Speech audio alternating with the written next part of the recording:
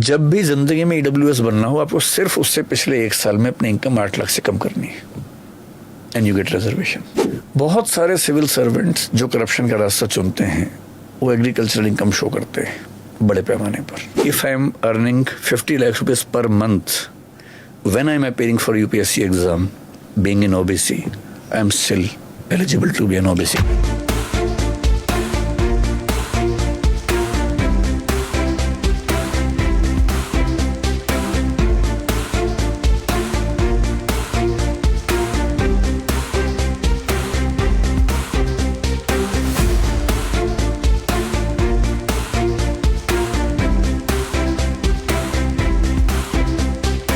If you are in general category, you have to be in first 75 ranks to be IAS.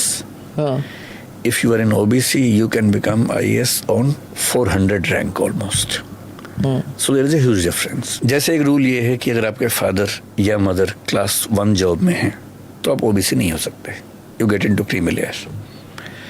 आपके दोनों parents group B में हैं तो भी नहीं हो सकते हैं, लेकिन ग्रुप सी ग्रुप डी में है, इनकम चाहे 8 लाख से ज्यादा हो तो भी आप ओबीसी में रहते हैं। अब सरकारी नौकरी वालों ने मेरे ख्याल से खेल खेला होगा कि भाई उनकी इनकम ज्यादा है, उनके बच्चे ओबीसी में क्यों ना आए।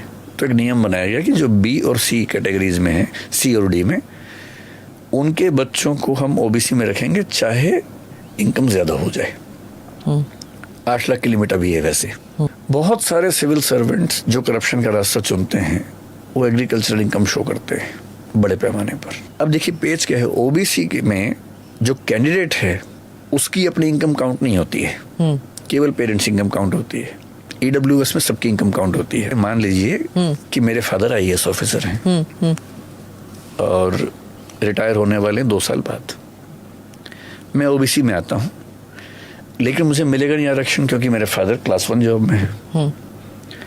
उन्होंने खूब पैसा कमा लिया है, इतना पैसा उनके पास है कि मैं उस इनकम से अपना काम चला सकता हूँ जिंदगी भर। अब मुझे आईएएस बनना है और मुझे ओबीसी का आरक्षण चाहिए। अब मान लीजिए मुझे आईएएस बनना है और मैं अपने फादर से कहूँगी पापा आईएएस बनना है, जनरल से नहीं बन पाऊंगा, ओबीसी से बनना है, तो आप सपोर्ट करो। बोलेंगे कैसे? मैं कहूँगा रिजाइन कर दो आप। रिजाइन कर दिया उन्होंने। 2 साल की सर्विस बची हुई थी। जैसे रिजाइन किया, अब मुझ पर ये सीमा लागू नहीं होती कि मेरे फादर ग्रुप 1 जॉब में है। मेरे फादर और मेरी मदर अपनी सारी प्रॉपर्टीज मेरे नाम कर देंगे। अब उन दोनों की इनकम रह गई 6 लाख रुपए साल की, मेरी होगी 60 लाख महीने की। पर ओबीसी होने के लिए मेरी इनकम क्राइटेरिया नहीं है, सिर्फ पेरेंट्स इनकम, सिर्फ पेरेंट्स की, फैमिली नहीं, सिर्फ पेरेंट्स, मेरी नहीं। So even if I am earning 50 lakh rupees per month when I am appearing for UPSC exam being in OBC, I am still eligible to be an OBC. जब वो IAS बन गया तो प्रॉपर्टी वापस गिफ्ट डीड कर देगा पापा को।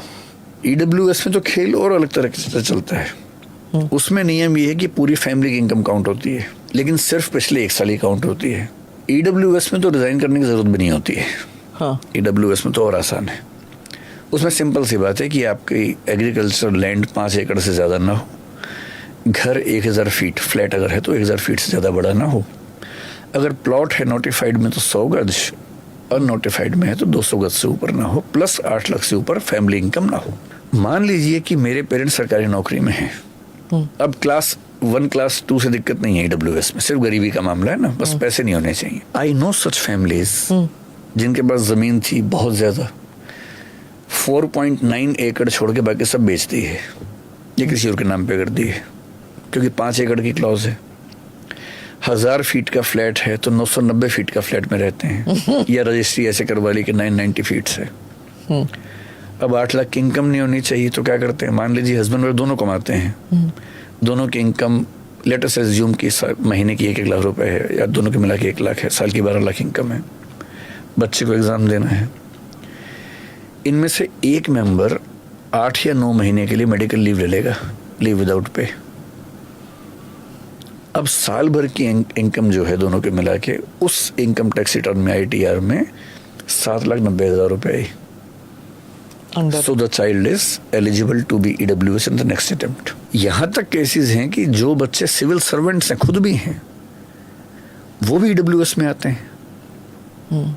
कैसे आते हैं कि मान लीजिए फैमिली इनकम 2 लाख रुपए की है, ये बच्चा किसी सर्विस में आ गया, इसकी सैलरी महीने की मान लेते हैं कि 70,000 रुपये है, which comes to 8,40,000 in a year. 2 lakh घर से भी है, अब कैसे मैनेज करेगा? अब ये खुद 4 महीने की छुट्टी लेगा, और जैसे 4 महीने की छुट्टी ली, इसकी इनकम और पेरेंट्स की इनकम मिला के कितनी बनी? 7,90,000 बनी। यानी जब भी जिंदगी में EWS बनना हो, आपको सिर्फ उससे पिछले 1 साल में अपनी इनकम 8 लाख से कम करनी है, एंड यू गेट रिजर्वेशन। हंसी मजाक में बच्चों को समझाता हूँ कि सरकार बहुत क्यूट है हमारी। इतने क्यूट लोग हैं, मतलब लोग मजाक बना के चल रहे हैं आपकी पॉलिसीज का। And I am sorry to say, in my opinion, जितने लोगों को आरक्षण का फायदा मिल रहा है सिविल सर्विसेज में, मुझे नहीं लगता कि 10-20% से ज़्यादा सच में ऐसी कंडीशन से आ रहे हैं जो बहुत डिजर्विंग हैं।